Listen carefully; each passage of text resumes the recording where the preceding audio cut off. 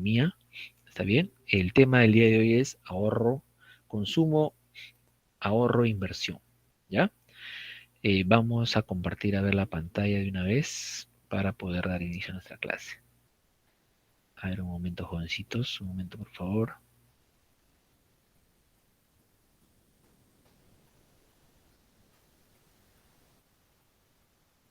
A ver, un momento, un momento.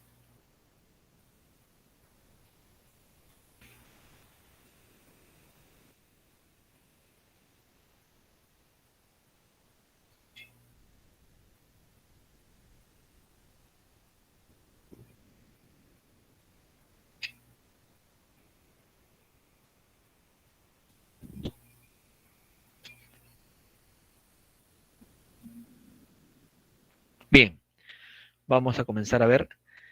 El tema del día de hoy, como les dije, es distribución, consumo, ahorro, inversión, ¿ya? Vamos a hablar un poco acerca de esto. A ver, vamos a hablar. Primero comenzamos con la distribución, ¿sí?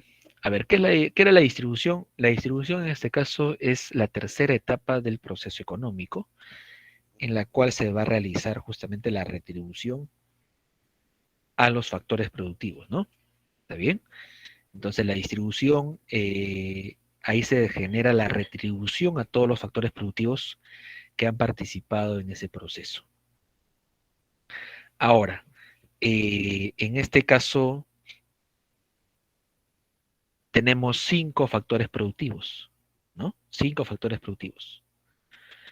Eh, a ver, estos 5 factores productivos, jovencitos, naturaleza, trabajo, capital, empresa y Estado, van a recibir cada uno de ellos una retribución. ¿Cómo se llama, por ejemplo, la retribución que se aplica eh, o la retribución que tiene el factor capital, naturaleza, es la renta, ¿no? La retribución al factor trabajo es el salario.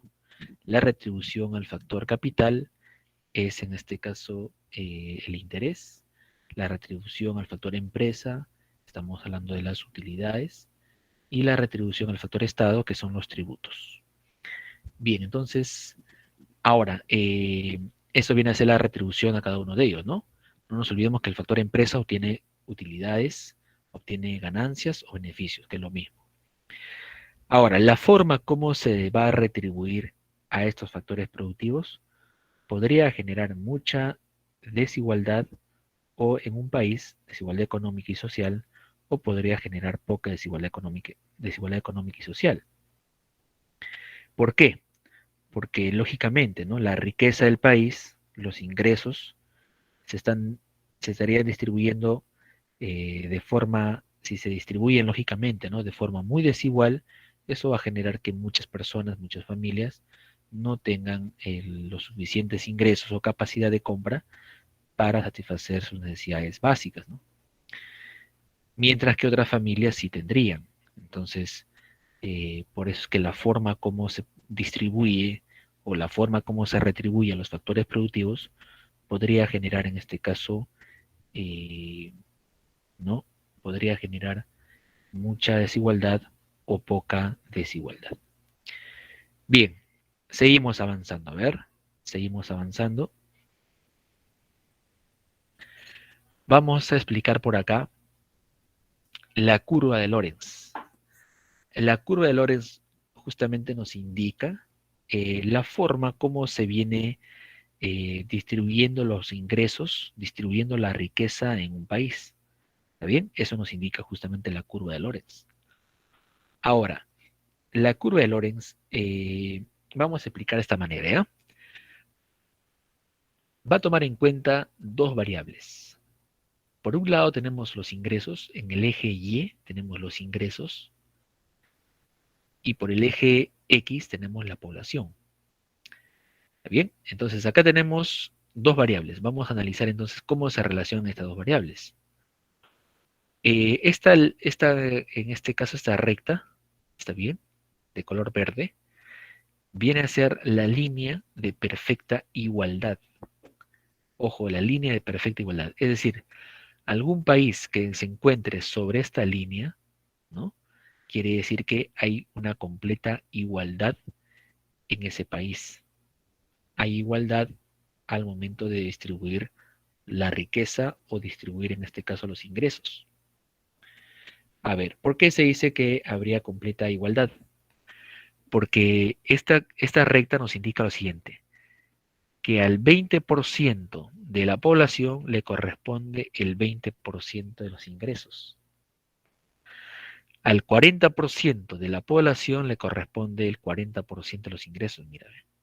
Entonces, aquel país que su curva de Lorenz se encuentre justo acá, ¿no? En un ángulo de 45 grados, nos indica que ese país tiene una perfecta igualdad, ¿no? Al 80% de la población le corresponde ¿cuánto? El 80% de la riqueza, mira. ¿Te das cuenta? Listo. Entonces, jovencitos, de esa manera. Ahora, veamos por acá. Eh, entonces, los países, lógicamente, sus curvas se van a ubicar, pueden ser por acá, pueden estar por acá, etcétera, ¿no? Diferentes curvas, cada país.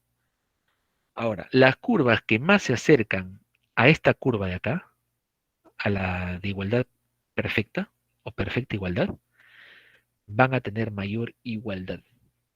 Y las curvas que más se alejan de esta curva verde van a tener mayor desigualdad.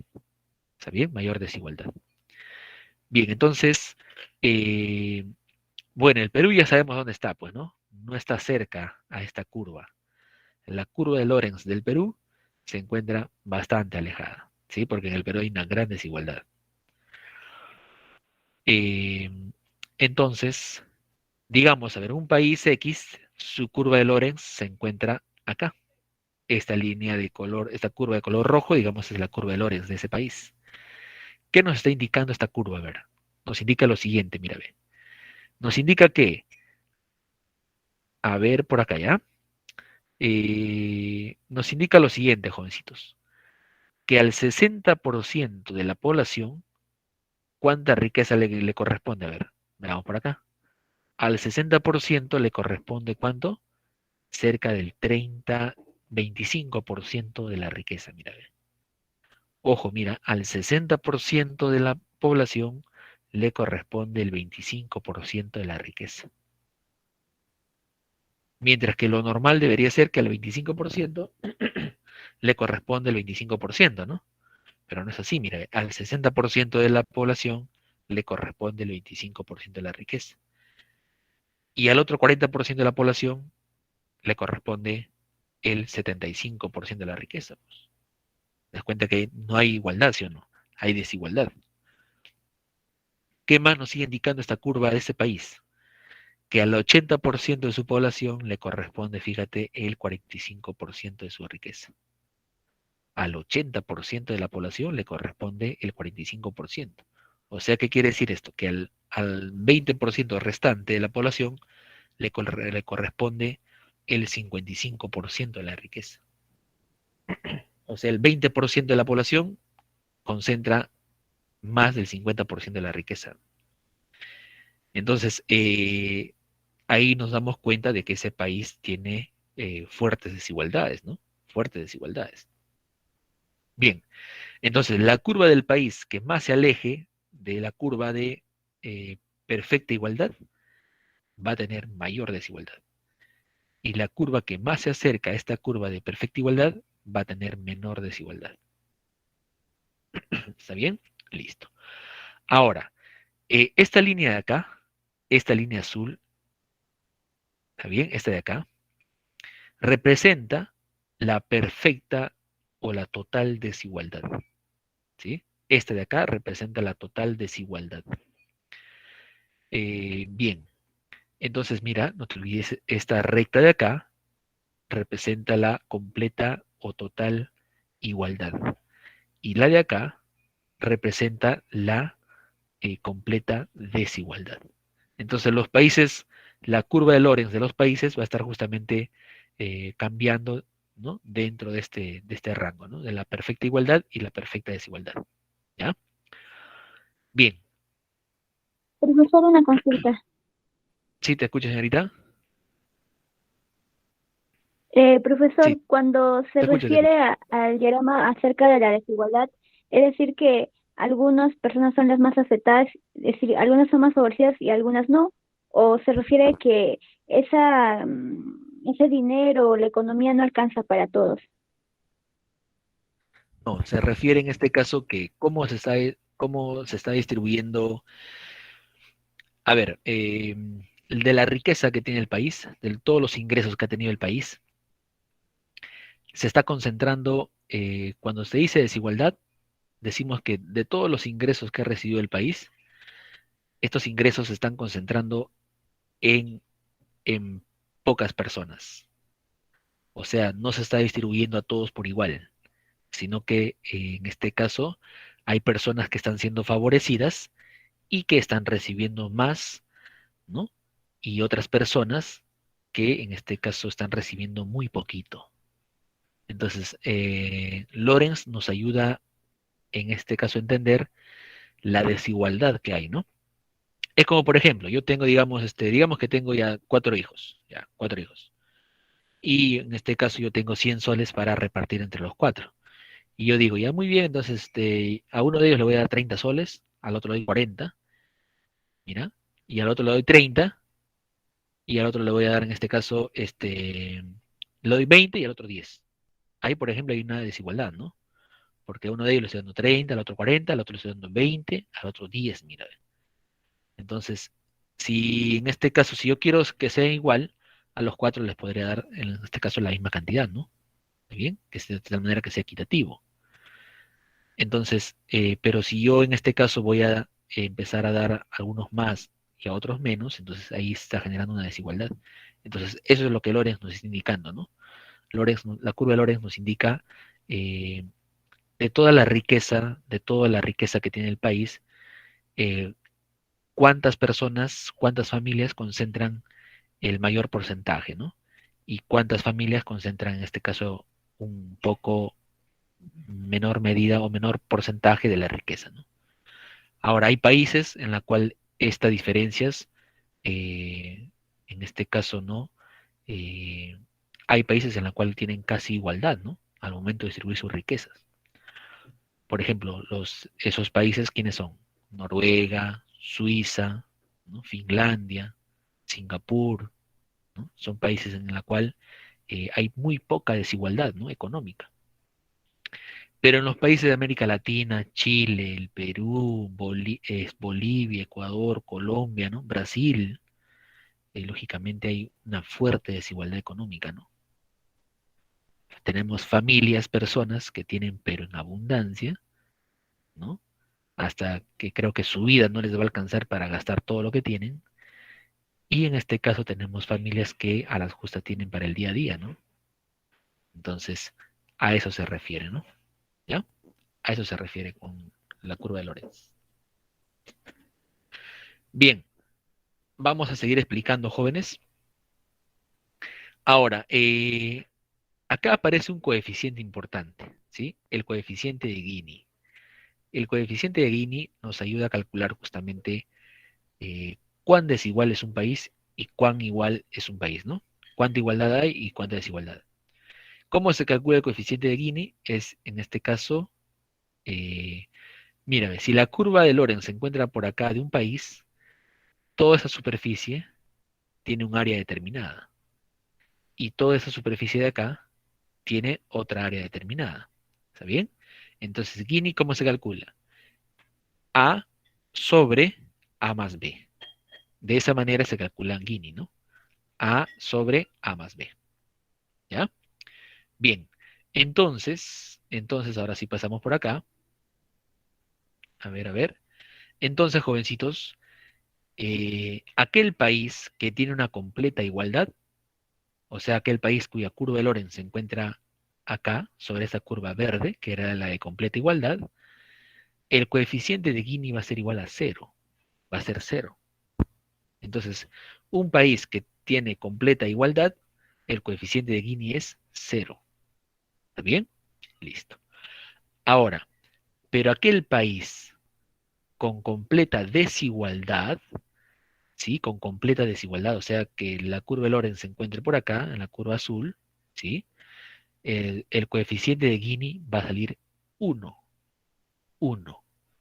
Entonces, todo aquel país que su coeficiente de Gini se acerca a cero tiene mayor igualdad. Y todo aquel país cuyo coeficiente de Gini se acerca a 1 tiene mayor desigualdad. Ya nos está mostrando que tiene mayor desigualdad al momento de, en este caso, distribuir sus ingresos, sus riquezas en ese país. Bueno, ¿por qué les digo que en el Perú en este caso hay una desigualdad? A ver, hay una fuerte desigualdad. Porque cuando analizamos en este caso las retribuciones a los factores productivos, ahí vemos que las retribuciones no han crecido todos por igual, bueno. Si bien es cierto el Perú tuvo crecimiento económico en estos últimos 30 años, crecimiento económico, pero no se ha distribuido este crecimiento o no ha llegado para todos. Porque el salario, por ejemplo, el salario mínimo legal, no se ha incrementado en este caso como debería ser, ¿no? En los últimos 10 años, el salario mínimo legal solamente se incrementó en 40%, mientras que las utilidades, los intereses, etcétera, se han triplicado. Entonces, vemos que este crecimiento económico ha crecido, lógicamente, ¿no? Se han favorecido más a aquellas personas que, o aquellas empresas, ¿no? Que obtienen utilidades, mientras no los trabajadores, ¿no? Porque el salario en 10 años nada más ha crecido 40%. Y eso, ¿ah? Porque Kuczynski, cuando se estaba yendo, nada más incrementó en 80 soles el salario mínimo legal. Porque si no incrementaba, peor todavía, ¿no? Hubiese crecido en 30% nada más en 10 años, mire el salario. ¿Sí? Entonces, vemos que el salario crece muy lento y las utilidades de las ganancias crecen rápidamente, ¿no? A una gran velocidad. Entonces, eso está generando que una fuerte desigualdad, pues, ¿no? Bien, vamos a explicar por acá el consumo, a ver. El consumo, ustedes saben que también forma parte de una etapa del proceso económico, ¿no? En el consumo se realiza el uso o consumo de los bienes y servicios, ¿no? Acá justamente se logra satisfacer las necesidades. El consumo depende del ingreso, y eso es muy cierto. El consumo, jovencitos, depende del ingreso. ¿Por qué el consumo depende del ingreso? Porque las personas, cuando tienen más ingresos, consumen más. Y cuando tienen menos ingresos, consumen menos. ¿Sí? Entonces, eso justamente eh, ese es el detalle, ¿no? ¿Ya? Ahora, todo parte de esta formulita de acá, pues. Esta formulita de acá es muy importante. El ingreso es igual al consumo más el ahorro, ¿no? Es decir, todo el dinero que tenemos, que hemos obtenido, va a ser igual al dinero que se gasta más el dinero que nos está gastando. Entonces, el ingreso es igual al consumo más el ahorro. Siempre a mayor ingreso va a haber mayor consumo, siempre. ¿Bien? Y a menor ingreso va a haber menor consumo. ¿Ya? Bien. Ahora, en este caso tenemos diferentes tipos de consumo. No tenemos un solo tipo de consumo, ¿no? No tenemos en este caso diferentes tipos de consumo. Por acá tenemos el consumo humano, mira, ve. El consumo humano, ¿qué es? Es la compra de bienes y servicios efectuados por las unidades de consumo, o sea, por las familias. ¿Y para qué? Para lograr satisfacer sus necesidades individuales. ¿Está bien? Ese es el consumo humano, ¿no? El consumo humano viene a ser la compra de bienes y servicios justamente para lograr satisfacer las necesidades de la persona. Ahora, ¿es el único tipo de consumo? No, porque también tenemos consumo industrial. Está por acá. El consumo industrial, fíjate, consiste en la compra por parte de las unidades de producción, o sea, por parte de las empresas. Las empresas también compran. Pero ¿qué es lo que van a comprar las empresas? Van a comprar factores productivos necesarios para generar bienes y servicios. O sea, las empresas también consumen, también compran, no solamente las familias, sino que las empresas también compran. pero ellos están comprando no para satisfacer de forma directa sus necesidades, sino están comprando para producir, o sea, están consumiendo para producir. Entonces, eso se llama como consumo industrial, ¿sí? Consumo industrial. Entonces ahí está la diferencia entre el consumo humano y consumo industrial, ¿no? Listo. Ahora pasamos al consumo improductivo. El consumo improductivo es la compra de bienes y servicios por parte de las personas y que estos bienes y servicios no le generan un beneficio a la persona. Al contrario, ¿no? Le generan, en este caso, un perjuicio o un daño. Ejemplo, las drogas, las bebidas alcohólicas, los cigarrillos. Es un consumo improductivo, ¿no? Porque lógicamente no le está generando provecho, bienestar, subsistencia. Al contrario, no le está perjudicando a la persona. Entonces eso es consumo improductivo. ¿Ya? Mira, tres tipos de consumo, ¿eh? Consumo humano, consumo improductivo y consumo industrial. Bien, entonces, eh, estos tres consumos, tres tipos de consumos, de igual manera, van a depender del nivel de ingresos que tiene, en este caso, que pueda tener una empresa o nivel de ingresos que tiene una familia, ¿no?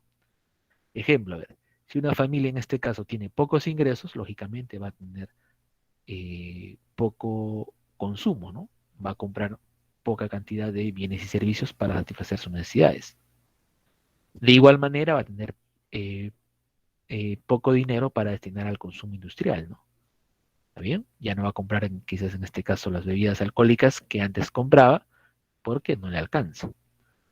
Y de igual manera las empresas van a comprar menos insumos, menos materias primas cuando tienen menos ingresos. Entonces, cuando la persona o la empresa tiene menos ingresos, ahí aparece lo que se llama el endeudamiento, ¿no? El financiamiento. Eh, y por eso es que, por ejemplo, las entidades, las instituciones financieras tienen créditos de consumo y créditos de producción. Los créditos de consumo, lógicamente, están destinados para satisfacer necesidades, ¿no? Por ejemplo, quieres comprarte ropa, ya, pues un crédito de consumo, ¿no?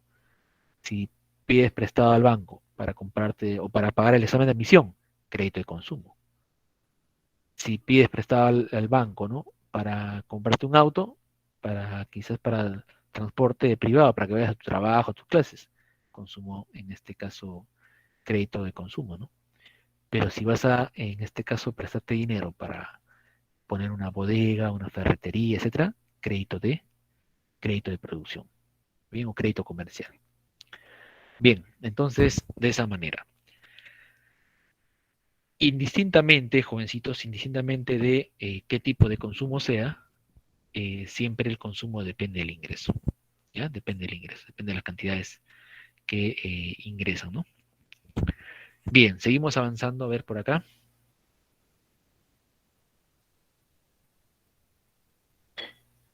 Vamos a hablar acerca de la inversión. La inversión se relaciona con el consumo y se relaciona con el ingreso. Y también se relaciona con el ahorro. Todo parte de esta fórmula, mira, mira. Esta fórmula de acá. El ingreso es igual al consumo más el ahorro, ¿no? Ya, dependiendo de los niveles de ingreso que tenemos, también va a ser el nivel de consumo y también el nivel de ahorro.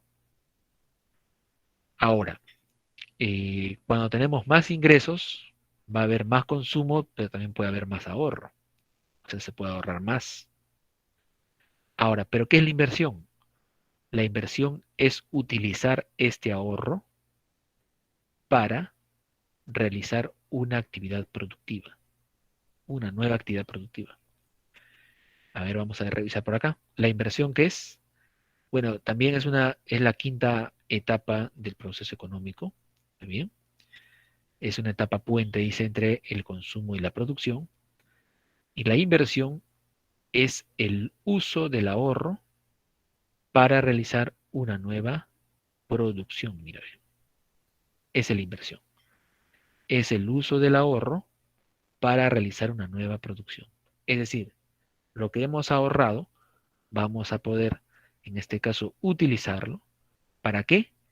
Vamos a poder utilizar justamente para eh, comprar quizás insumos, comprar maquinarias, comprar herramientas para tener una nueva producción, ¿no? Esa es la inversión. A ver, profesor, en crédito de producción, en cuando, por ejemplo, yo voy al banco a prestarme dinero para comenzar un emprendimiento, ya, claro que sí, exactamente, ese es un crédito en crédito de producción, un crédito comercial, ¿no? Cuando tú, siempre cuando ustedes van a pedirse prestado dinero al banco, cuando cualquier empresa, cuando cualquier persona va a prestarse dinero al banco, el banco les pregunta para qué o qué tipo de crédito necesitan. Bien, el banco les va a preguntar qué tipo de crédito necesitan. Y los créditos son distintos, pues, ¿no? Es diferente un crédito de consumo, que es para comprarte ropa, etcétera, a un crédito en este caso, en la cual necesitas dinero para colocar tu bodega o para ampliar tu bodega. No son diferentes. Entonces, el banco te va a preguntar, ¿no? ¿Y para qué necesitas este crédito, ¿no? O sea, ¿qué tipo de crédito necesitas? Tú le vas a decir, no, y mira, necesito un crédito para colocar mi bodega. Allá eso es un crédito, no es un crédito de consumo, sino es un crédito de producción, un crédito comercial.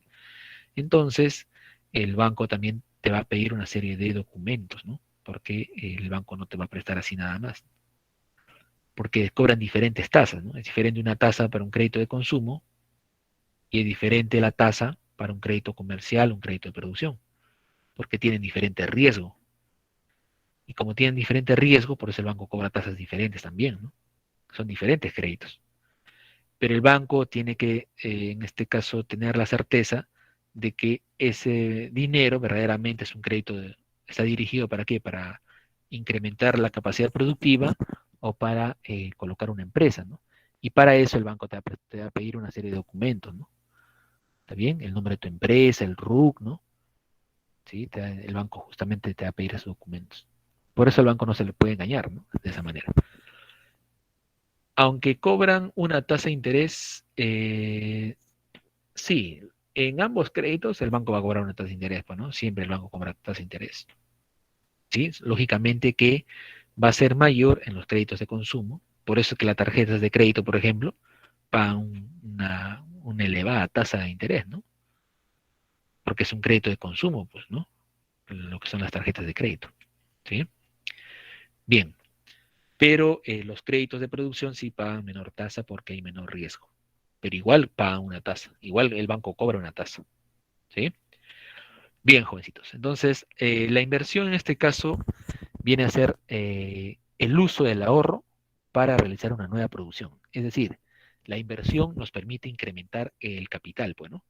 Nos permite, en este caso, comprar insumos, materias primas, maquinarias, etcétera, para tener una nueva producción. ¿Sí? Bien, por acá tenemos ahora el ahorro. A ver, un momento, ya. Por acá tenemos el ahorro, ¿no? Tenemos diferentes tipos de ahorro. Ahorro financiero, ahorro privado, ahorro público. A ver, el ahorro macroeconómico. Comenzamos con el privado. El ahorro privado es la diferencia entre los ingresos y los consumos, ¿no? Claro, acuérdense la formulita, ¿no? Si en este caso, esta de acá, ingreso es igual a consumo más ahorro. Entonces, ¿el ahorro qué es? La diferencia entre el ingreso menos el consumo, ¿no? El consumo pasa a restar. Entonces, el ahorro privado es la diferencia entre los ingresos y los consumos de las familias y de las empresas. Ese es el consumo, pero en el ahorro privado. ¿Está bien? El ahorro público es la diferencia entre los ingresos fiscales y gastos fiscales del gobierno. Ese es el ahorro público. El ahorro financiero es el conjunto de activos rentables emitidos tanto por el sistema financiero como por el gobierno, que han sido acumulados a través del tiempo, ¿no? Estamos hablando de activos rentables, acciones, por ejemplo, bonos, etcétera. Ese es el ahorro financiero, ¿no? Y el ahorro macroeconómico es la diferencia entre los ingresos y el consumo a nivel nacional. ¿Está bien? La diferencia entre los ingresos a nivel nacional y el consumo a nivel nacional, ¿no? El ingreso a nivel nacional, tanto sumando el ingreso público e ingreso privado. Y el consumo a nivel nacional, tanto en consumo público y consumo privado, ¿no? Esa diferencia se llama ahorro macroeconómico. Bien, entonces, jovencitos, ahí tenemos los diferentes tipos de ahorro, ¿no? No te olvides que el ahorro es la diferencia, ¿no? Entre el ingreso menos el consumo. Ese es el ahorro. Lo que no se gasta, ¿no? Lo que no se llega a gastar, ese es el ahorro. ¿Sí? Bien, seguimos a ver. En el caso del Perú, por ejemplo, en el caso del Perú, el ahorro público, bueno, no sé, no hay ahorro público, ¿no? ¿Por qué? Porque en este caso el Perú tiene déficit. Y como el Perú tiene déficit presupuestal, por esa razón es que el Perú no tiene ahorro, pues. Porque al contrario, si el ahorro se genera cuando sobra, cuando los gastos han sido menores que los ingresos. Entonces, si el gasto ha sido menor que el ingreso, lógicamente va a haber ahorro. Pero en el Perú es al revés. Los gastos son mayores a los ingresos. Y como los gastos son mayores a los ingresos, por esa razón, jovencitos, es que el Perú tiene endeudamiento. El Perú se endeuda, ¿sí? Se endeuda. En estos últimos 10 años, eh, en estos últimos 10 años, el Perú, por ejemplo, ha comenzado a endeudarse mucho más, ¿no? En esos últimos 10 años. ¿Y por qué se endeuda el Perú? Porque no tiene ingresos suficientes, pues, ¿no? Ya que si tener ingresos suficientes no habría necesidad de endeudarse. Bien, entonces, si no hubo ingresos suficientes, tampoco va a haber ahorro suficiente, pues, ¿no? Tampoco va a haber ahorro suficiente. Bien, eso vendría a ser ello, ¿no? Seguimos avanzando, a ver, seguimos avanzando. Lo que sí se ha generado es el ahorro privado, ¿sí? Principalmente en este caso de las empresas, también de las familias.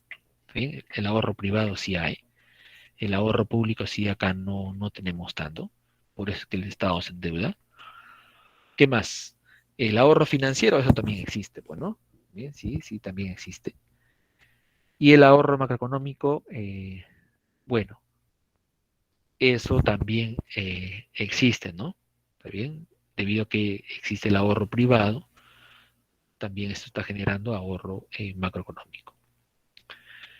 Bien, vamos a pasar a explicar por acá la diferencia entre lo que es el ahorro e inversión. Son cosas muy distintas, ¿no?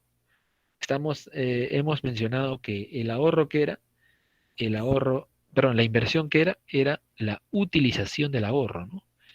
Era utilizar el ahorro para realizar una nueva actividad productiva. Eso era la inversión. ¿Está bien? Bien, a ver, vamos a ver estas diferencias. Vamos a ver estas diferencias por acá. A ver, veamos. El ahorro era guardar el dinero para prevenir futuros gastos. Era el dinero que no se ha llegado a gastar en el presente, pero que se va a gastar en el futuro, ¿no? En un futuro. Bien, ese es el ahorro, en este caso, ¿no? Ahora, la inversión, ¿qué era? Poner el dinero ahorrado en productos para obtener rentabilidad y aumentar su valor. ¿Te das cuenta? La inversión, ¿qué es? Justamente incrementar. Eh, incrementar en este caso el ahorro, ¿no? Perdón, la inversión era utilizar el ahorro en una nueva, eh, utilizar el ahorro en una nueva etapa productiva, ¿no? Ahora, en el tiempo, el ahorro en este caso es de corto plazo, ¿no? Normalmente, ¿eh? De corto plazo. La inversión es de largo plazo. ¿Está bien? Ojo, el ahorro es de corto plazo, mientras que la inversión es de largo plazo, ¿no? Los resultados, lógicamente, se van a dar en el largo plazo. El riesgo, el ahorro en este caso no tiene riesgo, ¿está bien? o tienen un riesgo, en este caso, muy bajo, porque se está guardando el dinero no se está invirtiendo, el dinero está guardado, mientras que la inversión sí tiene riesgo. ¿Está bien? Toda inversión tiene riesgo. Es diferente guardar tu dinero en el banco a invertir ese dinero. Porque cuando se guarda el dinero en el banco lógicamente se tiene poco riesgo, ¿no? Hay poco riesgo que ese dinero se pueda perder, se pueda desaparecer, ¿no? Muy poco riesgo. ¿Está bien? Pero cuando el dinero se invierte, ahí sí hay más riesgo, ¿no? Porque puede hacer que el negocio fracase, te roben, o puede hacer en este caso que algo suceda, ¿no? Entonces, se puede perder, ¿sí? Se puede perder. Entonces, el riesgo es mayor cuando se invierte que cuando se ahorra. Ahora, pero así como hay riesgos, diferentes riesgos cuando se ahorra o cuando se invierte, también cambia la rentabilidad. La rentabilidad en este caso cuando se ahorra va a ser muy poca rentabilidad o rentabilidad nula. Guarda tu dinero en el banco y a ver que aumente. Ya. Va a aumentar solo si es que tienes grandes sumas de dinero, ¿no? Porque si tienes pocas sumas de dinero, no va a aumentar ese dinero. ¿Sí? El banco paga muy poco paga el banco. Entonces, como es un dinero guardado, el banco en este caso te paga demasiado poco, ¿no? Una miseria, ¿sí? Ahora, eso se debe también porque, bueno, en el Perú los bancos son unos oligopolios y en este caso los bancos, jovencitos, los bancos no tienen la competencia suficiente, pues, ¿no? Porque si habría más competencia en los bancos, lógicamente, ¿no? Habría más, darían más apertura, ¿no? Diferentes ofertas, pero no es así. Hablando de eso, por ejemplo, va a llegar un nuevo banco al Perú, ¿no? Es un banco chileno, de capitales chilenos. Se llama el Banco de Crédito de Inversión. El Banco de Crédito de Inversión comienza sus operaciones el 2022. El 2022 están comenzando a operar el Banco de Crédito de Inversión. ¿Ya? Es un capital chileno, es un nuevo banco que va a comenzar a operar acá en el Perú. Seguimos a ver, la inversión en este caso sí genera mayor rentabilidad, pues, ¿no? La inversión genera mayor rentabilidad. ¿Por qué? Porque la inversión, lógicamente, vas a obtener ganancias. ¿Te das cuenta? Vas a obtener ganancias. Entonces, ahí, lógicamente, no vas a poder tener más beneficio, más rentabilidad. Es diferente, como te digo, el dinero ahorrado gana muy poco y el dinero invertido va a ganar mucho más, pues, ¿no? Claro que también hay una incertidumbre, ¿no? Porque podrías perderlo, ¿sí? Podrías perder también, dependiendo la forma como se invierte y en qué se invierte, ¿no? La liquidez, el ahorro es muy líquido, pues, ¿no? Muy líquido porque liquidez se refiere a qué? A la disponibilidad del dinero. Cuando tú ahorras, el dinero está a la mano, ahí nada más está el dinero. Por eso se le llama líquido, ¿no? Tiene bastante liquidez. Pero en este caso la inversión sí tiene poca liquidez. ¿Por qué? Porque ese dinero ya no es dinero que está en tus manos, sino eh, es dinero en este caso eh,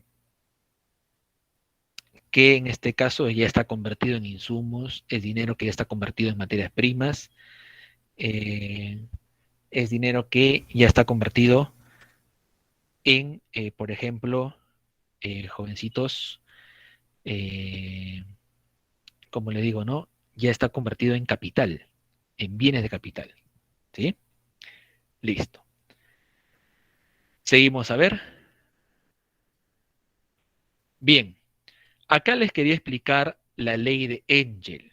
Ustedes habrán escuchado la ley de Engel, ¿no? Hay algunos, incluso esto fue, si no me equivoco, pregunta de examen de admisión, ¿eh? La ley de Engel. Y ya, hay algunos estudiantes que a veces un poquito acá se confunden. Entonces, vamos a explicar la ley de Engel, a ver. Vamos a esto, subimos por acá. A ver, vamos a bajar esto. Mira, con esto van a entender rápido la ley de Engel. La ley de Engel dice lo siguiente. A mayor ingreso de las personas, el porcentaje de los ingresos que se destinan a alimentación es menor. O sea, cuanto más ingresos tengan las personas, ¿está bien? Cuanto más ingresos tengan las personas, el porcentaje de estos ingresos que se destinan a alimentos, solamente alimentos, ojo, no estamos tomando en cuenta acá que lo destinan a comprar otro tipo de bienes, no, no, no, solamente alimentación. Y ustedes saben que alimentación tiene un tope. Nadie, el ser humano no es que consume de forma ilimitada alimentos, no, no, no, tiene un tope, ¿no? Ustedes saben que lo promedio es que desayuno, almuerzo y cena.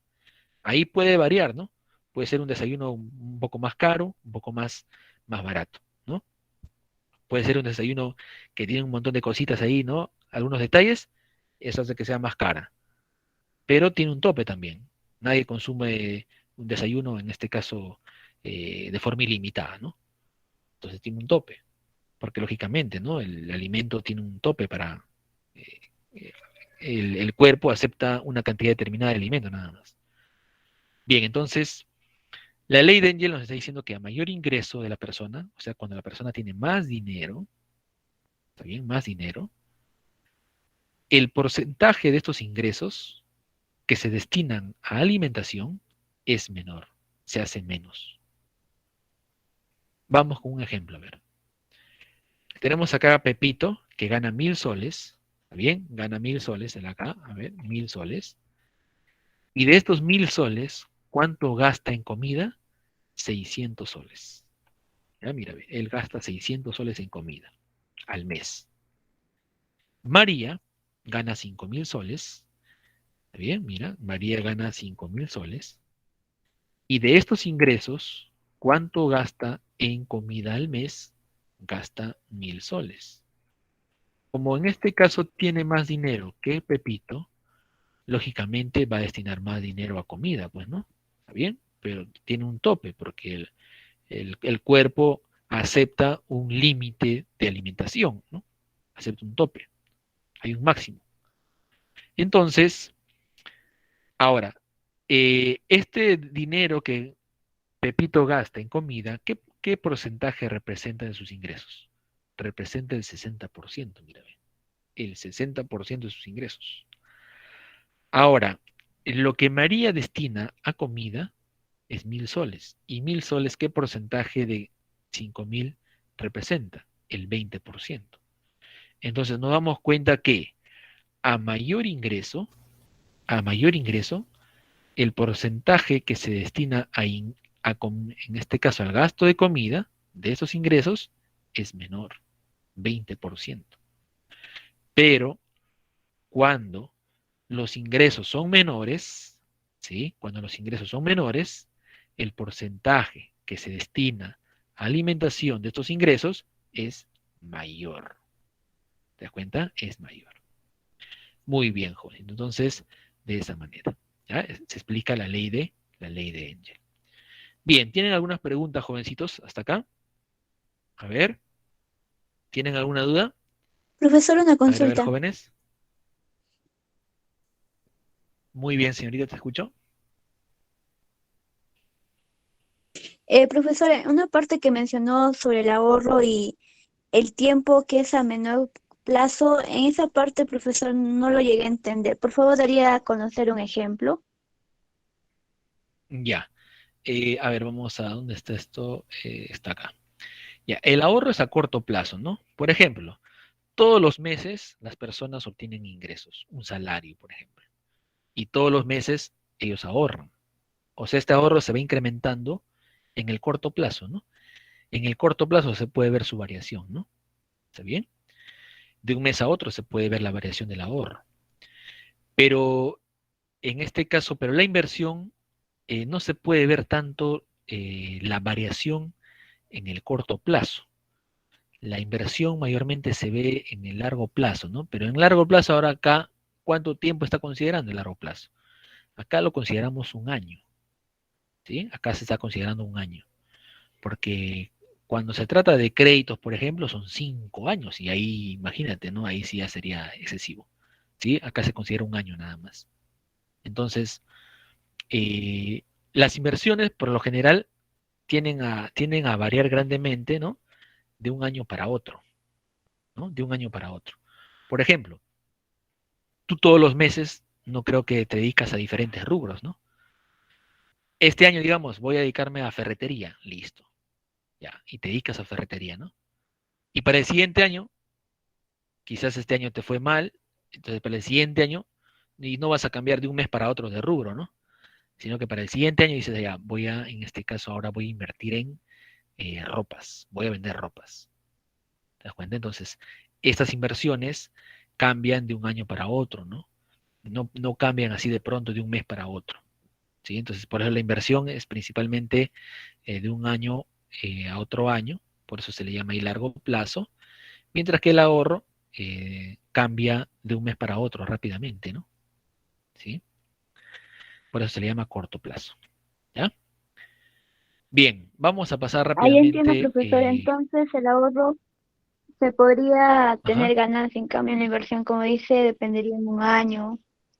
Así dependiendo cómo nos va el proceso de la inversión o lo capital que tenemos. No, no.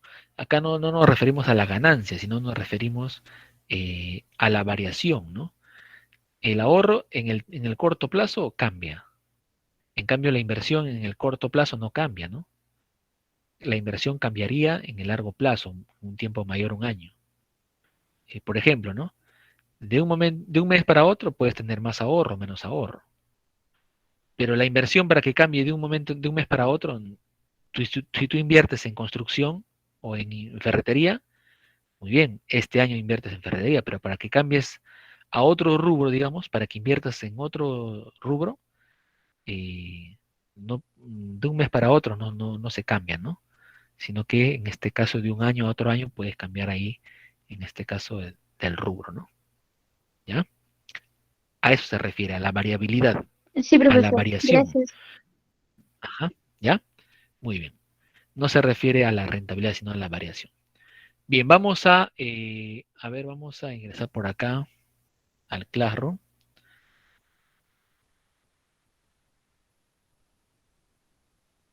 Ya, ahí está. Problema. Ah, no, esta es la práctica. A ver, uy, un lapsus brutus. Un ratito, jovencitos.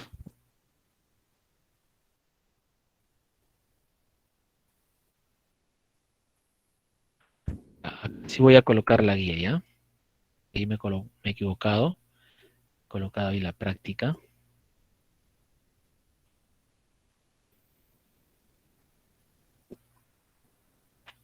Acá está.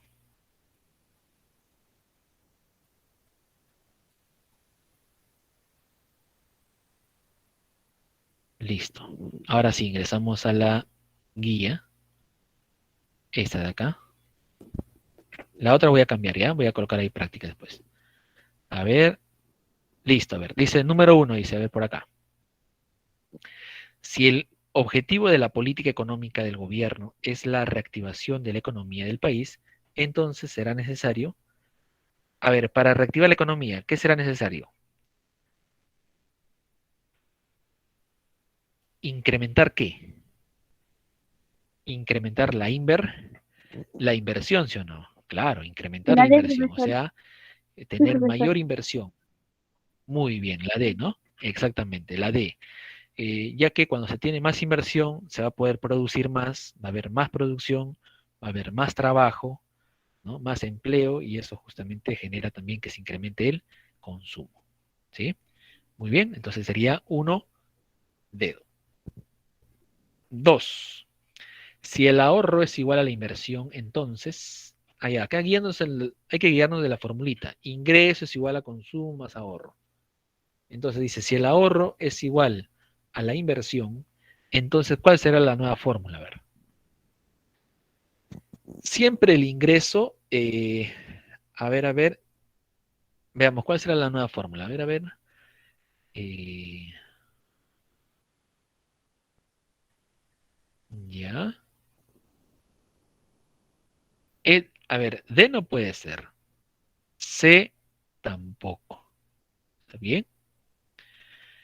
A ver, beso, avión, ya. Y es el ingreso, ¿está bien? Y es el ingreso. Entonces sería acá, el ingreso es igual a qué? Al consumo más el ahorro, ¿no? Pero como nos está diciendo que si el ahorro es igual a la inversión, entonces, ya, sería esta formulita, bueno, avión. El ingreso es igual a qué? Al consumo más la inversión, ¿no? Ahí está. Esa sería la fórmula, la respuesta, ¿no? Ingreso es igual a qué? Al consumo más la inversión. 2, avión. 3, el índice de desarrollo humano, IDH, se mide a través de 3 indicadores básicos, los cuales son. ¿Cuáles son estos 3 indicadores básicos que se utilizan para medir el IDH? A ver, por acá, PBI per cápita, ingreso per cápita y infraestructura, no. Infraestructura no. La tasa de desnutrición infantil, la tasa de esperanza de vida y la salud, ya, podría La D, ser. profesor. Sí, la B dice su compañera. A ver, los demás qué dicen, a ver, ¿ya tienen su clave? La D, la D, profesor. La D, a ella. Casa dice, a ver, el nivel de ingresos, el nivel de precios, no, pues el nivel de precios no es. La esperanza de vida al nacer, el nivel de educación y el PBI per cápita. A ver, ¿cuál será, jovencitos, la clave acá? Acá la clave, ¿ustedes qué están marcando? A ver, dedo. Ya, muy bien, exactamente. La esperanza de vida al nacer, el nivel de educación, el acceso a la educación y el PBI per cápita, ¿no? Son justamente las 3 variables que se toman en cuenta para calcular el IDH, ¿no? El índice de desarrollo humano. Ojo, los funcionarios públicos, los gobernantes, bien, los que están en el Congreso, los que dicen, ¿no? De que en el Perú, en este caso, estamos bien, ¿no? Que el Perú es una economía próspera, ¿no? Ya. Aquellas personas que dicen eso no hablan del IDH, porque si hablan del IDH ya es entrar a un pantano, ¿no? Se hunden solitos, se hunden, porque tomando en cuenta el IDH, es el índice de desarrollo humano, el Perú se encuentra dentro de los países con menor IDH, ¿no? Entonces, ahí, lamentablemente, ahí sí ya no tienen salida si hablan de IDH. ¿Qué hablan solamente? Crecimiento económico. Es lo único que pueden hablar, porque es lo único que ha tenido el Perú, crecimiento económico. 4, aquella ley de la economía que señala que debido a los gustos y preferencias, la proporción del ingreso que se gasta en alimentos decrece a medida que progresivamente aumente el ingreso, es conocida como la ley de Engel, La ¿no? C, La profesor. ley de Engel. Muy bien, señorita, muy bien. 4 casos. 5, cuando el Estado realiza programas de ayuda social, está la riqueza. Bien, cuando se hace los programas sociales, representa una redistribución. Está redistribuyendo los ingresos, la riqueza. ¿Sí? 5, dedo. 6, la canasta básica familiar es la cantidad mínima de bienes y servicios que debe consumir una familia de 5 personas. El rubro de mayor proporción es alimentos y bebidas. Esto es lo que más se destina a la canasta básica de consumos. ¿Sí?